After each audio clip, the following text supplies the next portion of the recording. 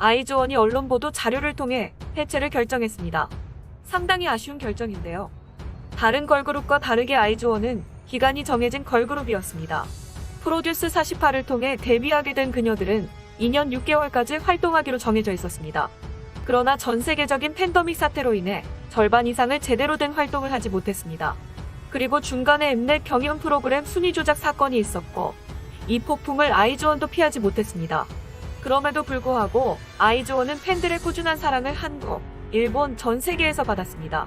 데뷔 앨범의 발매 첫째 주 판매량이 8만 장 이상으로 국내 역대 걸그룹 데뷔 앨범 초동 판매량 최고 기록을 넘었습니다. 동시에 일본 오리콘 2018년 11월 첫째 주 주간 앨범 디지털 랭킹 동시 1위를 달성하였습니다. 아직 정식 데뷔도 하지 않은 신인이 수입 분반만으로 동시 1위를 한 것은 매우 이례적인 기록입니다. 또한 홍콩, 태국, 베트남 등 해외 10개국에서 아이튠즈 K-팝 앨범 차트 1위를 기록하였습니다. CJ 이재원 회장이 글로벌 성공 사례로 비비고와 아이즈원을 이야기할 정도로 자랑스러워했습니다. 그러나 순위 조작 사건이 터지면서 분위기가 이상하게 진행됐습니다. 사실 멤버들은 죄가 없습니다. 그저 어른들의 탐욕스러운 행동으로 씻을 수 없는 타격을 받았습니다. 팬들의 투표로 만들었던 그룹이 투표를 조작했다는 것은 큰일이 아닐 수 없습니다. 그때부터 방송 프로그램 출연이 줄었지만 그래도 팬들은 끝없이 지지와 응원을 했습니다. 한국, 일본, 태국, 대만, 홍콩에서 단독 콘서트를 열었을 정도로 국내외 팬들이 매우 많았습니다. 그럼에도 CJ는 계약 연장 대신 기존 계약대로 해산 수순을 밟습니다. 해산 결정 과정에서 많은 아쉬움이 남습니다. 가장 중요한 의견을 듣지 않고 소속사와 방송국들이 협의 후 결정했다는 것입니다. 즉 가수와 팬의 생각을 전혀 묻지 않았습니다. 최소한 여론 수렴 과정이라도 있었으면 아이즈원 팬들이 이 정도로 화가 나지 않았을 텐데 말이죠. 현재 아이즈원 멤버 개개인의 생각은 어떤지 솔직하게 들어보고 팬들도 충분히 판단할 수 있었을 겁니다. 그러나 성의 없이 보도자료로 해체를 알립니다. 아무래도 CJ는 최근 오디션 프로그램 해피의 폭망으로 새로운 오디션 프로그램에 대한 투자와 준비에 최대한 역량을 쏟고 있을 겁니다. 그 프로그램 이름이 걸즈 플래닛 999입니다. 사실 프로듀스라는 이름만 버리고 거의 똑같은 프로그램이 나올 예정입니다.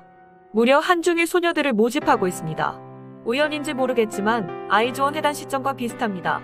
CJ 입장에서는 수익을 나눠 먹는 아이즈원보다 프로그램을 만들어서 한국, 중국, 일본의 프로그램을 판매하는 것이 훨씬 이익일 겁니다.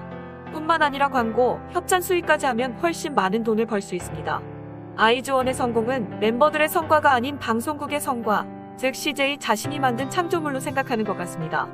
과연 한국, 중국, 일본이 서로 감정이 안 좋은 이 시점에서 프로그램이 성공할 수 있을까요? 팬데믹 사태에서 대규모 인원을 데리고 무탈하게 진행할 수 있을지부터 의문을 갖게 됩니다. 엠넷의 최고 목표는 한중일 소녀들이 골고루 이루어진 걸그룹을 만들려고 노력할 겁니다. 그래야 한국, 중국, 일본에서 골고루 돈을 벌 수 있습니다. 한한령이어도 중국인, 일본인 멤버만 활동해도 큰 수익을 벌 수 있습니다.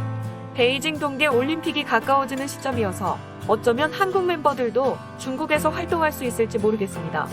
그래서 CJ는 이번 프로그램에 최대한 모든 역량을 투입할 걸로 예상됩니다. 과거에는 불법 투표로 소녀들과 팬들에게 상처를 줬지만 이번에는 엄청난 편집 솜씨로 자신들이 바라는 멤버를 만들기 위해 최선을 다할 겁니다. 그리고 기간이 지나면 또 팬들이 상처받는 것을 반복하겠죠. 여기서 중요한 건 CJ건 타 방송국이건 팬들을 그냥 돈으로만 볼 뿐입니다. 팬들의 순수한 마음과 열정을 이해해주는 PD가 나오길 바라는 것을 무리일까요? 이상 다른 뉴스였습니다. 구독과 좋아요는 제작에 큰 도움이 됩니다.